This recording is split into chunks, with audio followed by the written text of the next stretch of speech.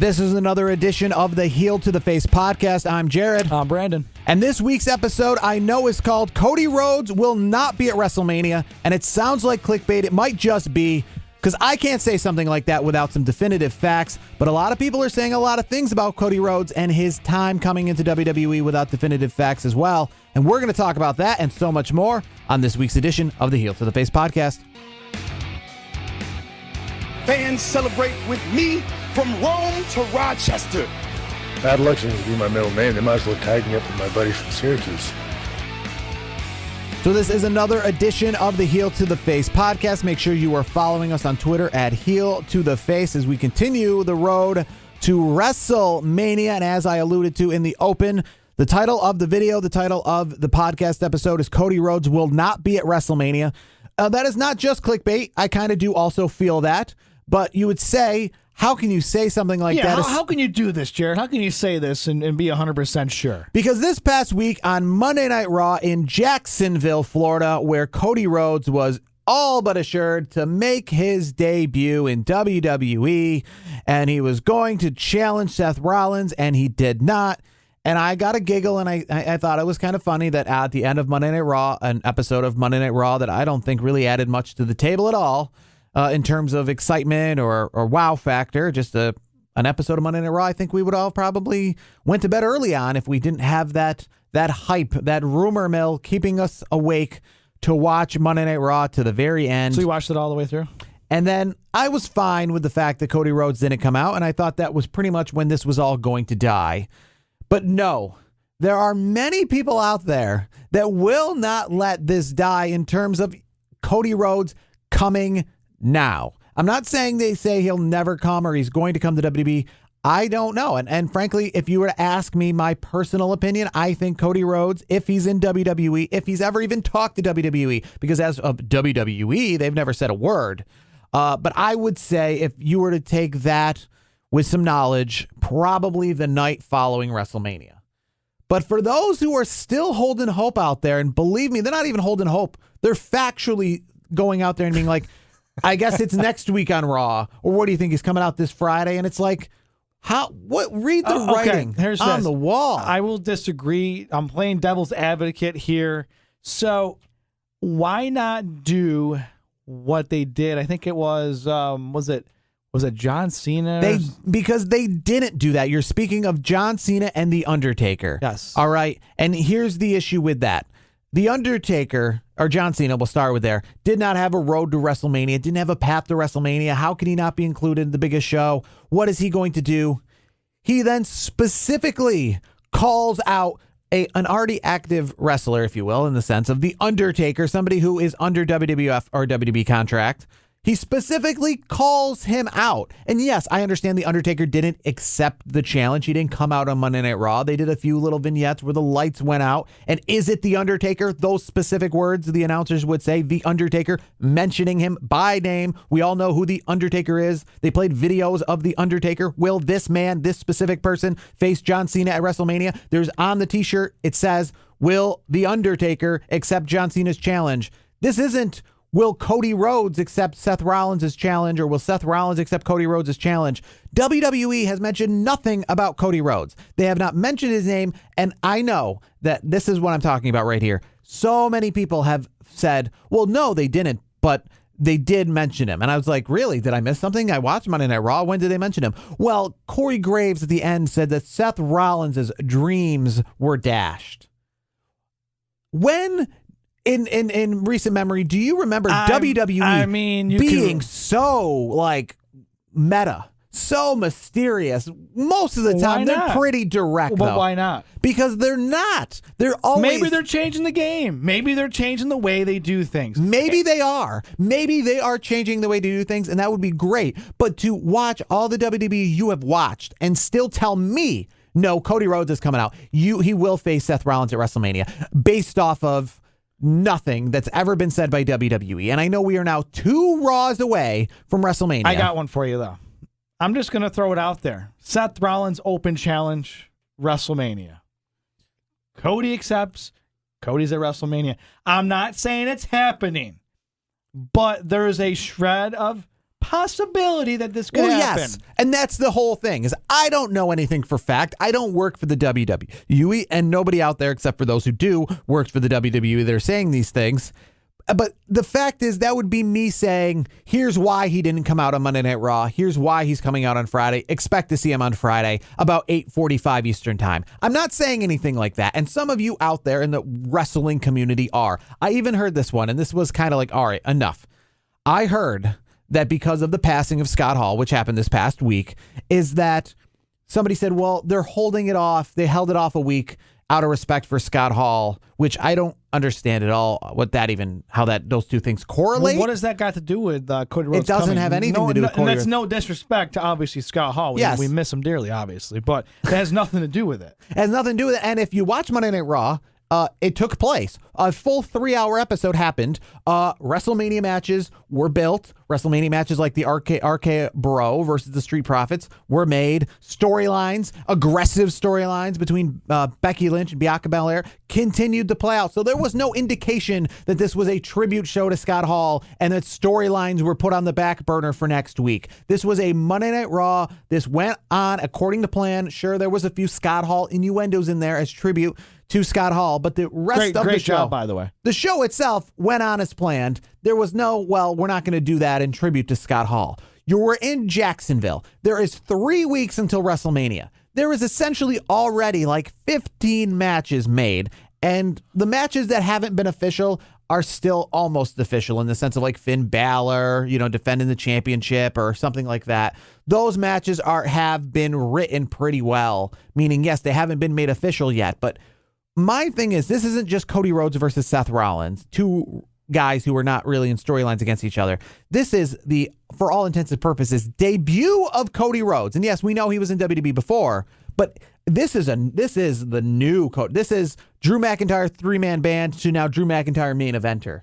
This is the re-debut of Cody Rhodes, essentially coming in as a big name. A guy, when he comes in, he is going to be on your marquees. He is going to be on your posters. He's going to be on your event T-shirts.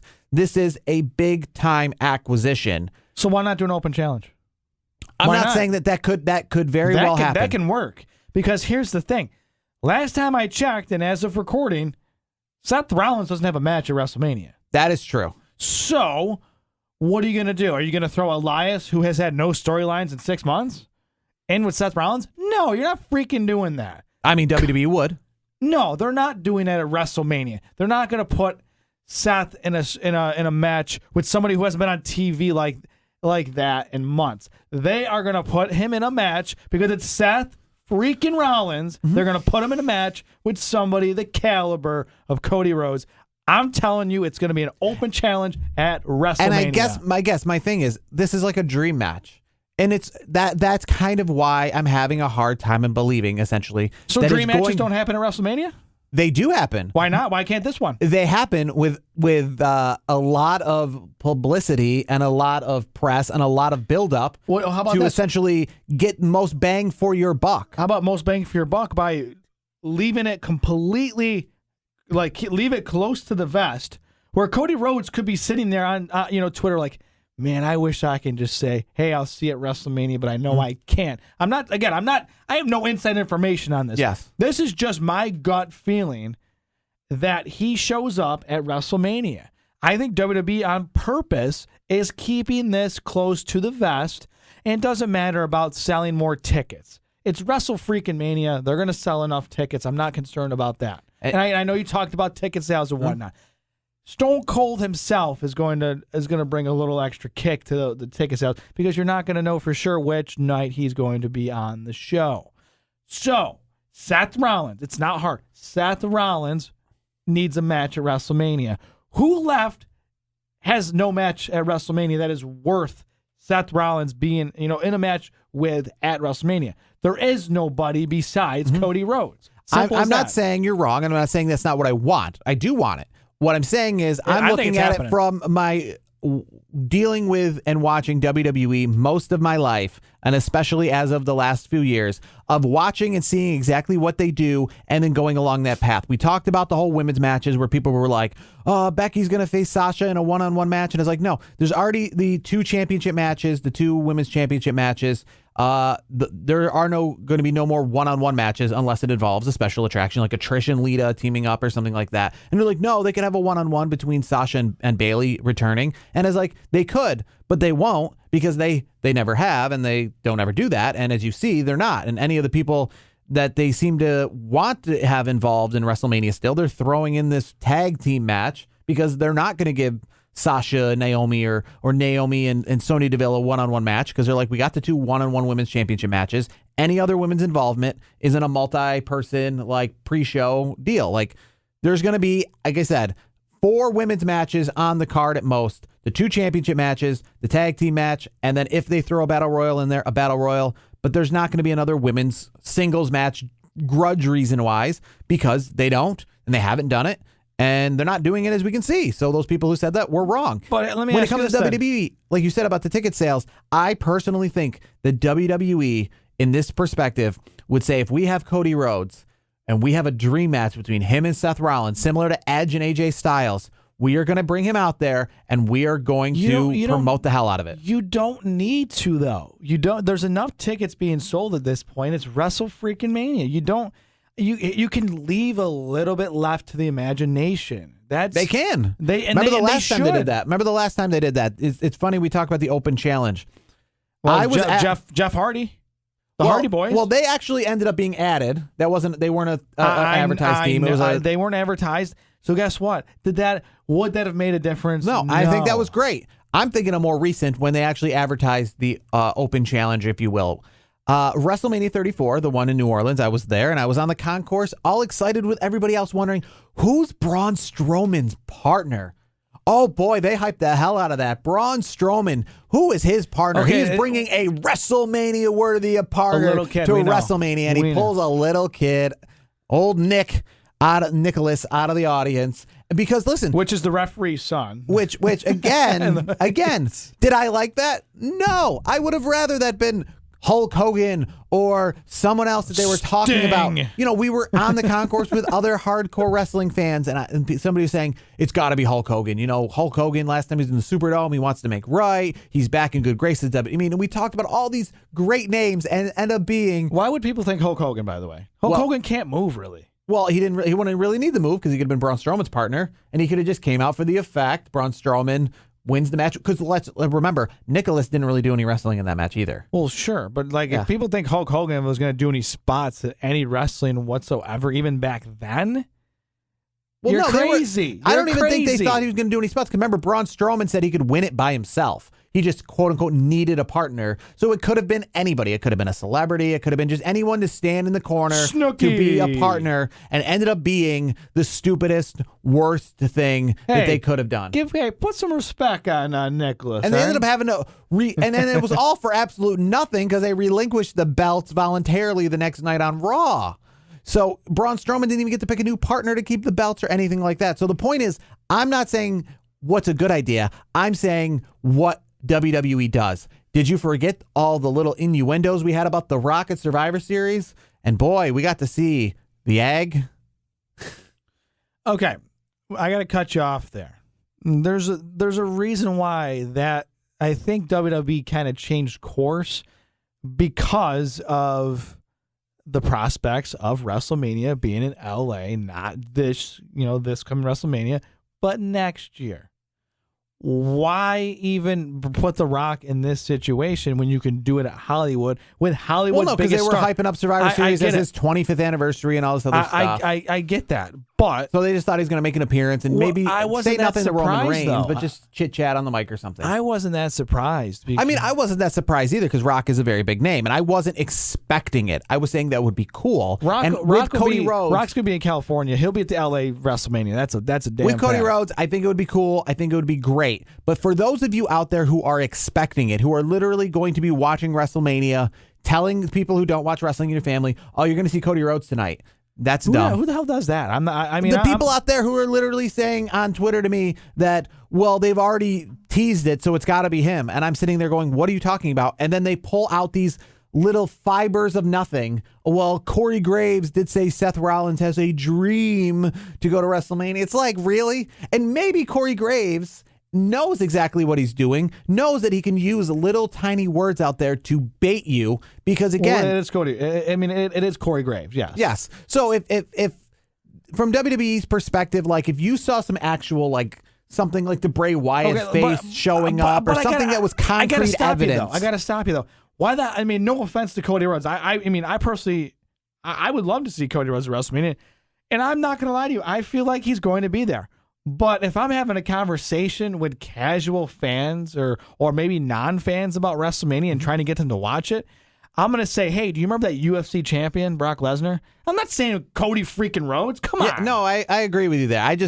I was fine when the episode ended, and I said, you know what? I don't think this thing is going to happen. I don't think it's gonna transpire. But I think you might be right, though. If it's not WrestleMania, it's the Monday Night Raw after Mania, or it's not happening at all. Because remember, too, and I'll give you that. People forget. People like to think about WrestleMania as a big show, and it is, and they like to kind of want everyone to be on the show. They're like, we got The Undertaker, we got this person, and realize that WWE doesn't always do that. They space some people out. We watched the Royal Rumble this year. We saw some people that were noticeably absent from the Royal Rumble. You know, we always think it's going to be the most star-studded. Look at everyone they have in the roster. They're going to use them all.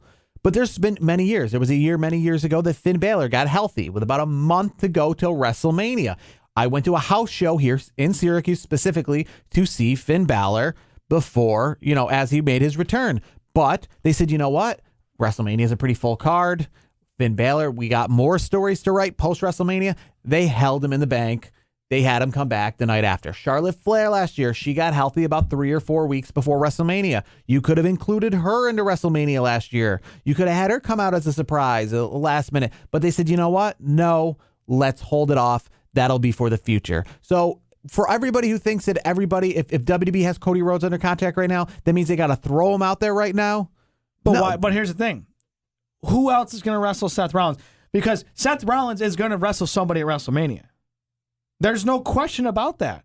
He's one of the biggest names in the business. You can't leave him off the show. What about, what do we know exactly? Maybe you know more than me. What do we know exactly about Bobby Lashley's current situation? He's not coming back for WrestleMania, I don't think. Well, there you go. You don't think? There's nothing out there that says Bobby Lashley is coming back. His injuries seem pretty significant. So I don't think he's at WrestleMania. I think realistically, you could see Bobby Lashley again. And here again, this is all speculation. This is just me, kind of reading between the lines and just kind of, knowing a little bit about the injuries themselves, or the quote unquote injury that occurred, all that. Because for HIPAA and all that stuff, you're not going to know exactly what happened to him. Mm-hmm. If he doesn't want the world to know, he's not going to tell the world. So, I don't think he's at Mania. I don't know if he is or think he is either, but I'm just saying that they're... But why not? So why not? Because WWE, what WWE likes to do is they like to take, what ifs and these great names, and then, like you said, whether we like it or not, they'll throw out the Eliases of the world. They'll throw this stuff out and go, really? That was lame. Seth's not, I'm telling you right now, Seth Rollins will not get that treatment. Seth Rollins is on the same level, in my opinion, of course. Maybe just a slight peg down. I'll kind of correct myself there.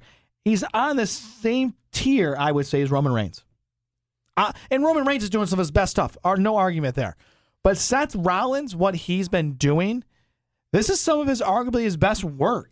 The New Day's best year, they hosted WrestleMania.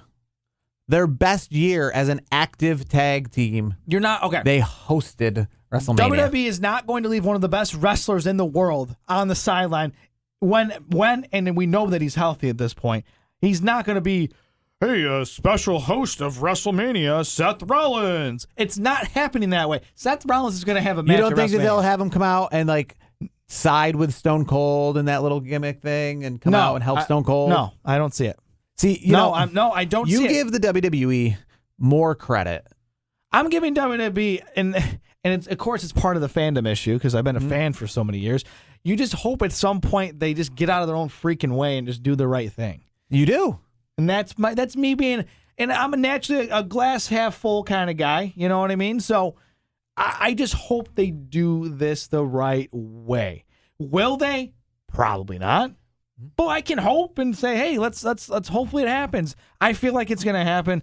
doesn't mean it's going to happen. We've seen it every year in the Royal Rumble. Oh, so-and-so is going to be in the Rumble. Nope, didn't show up.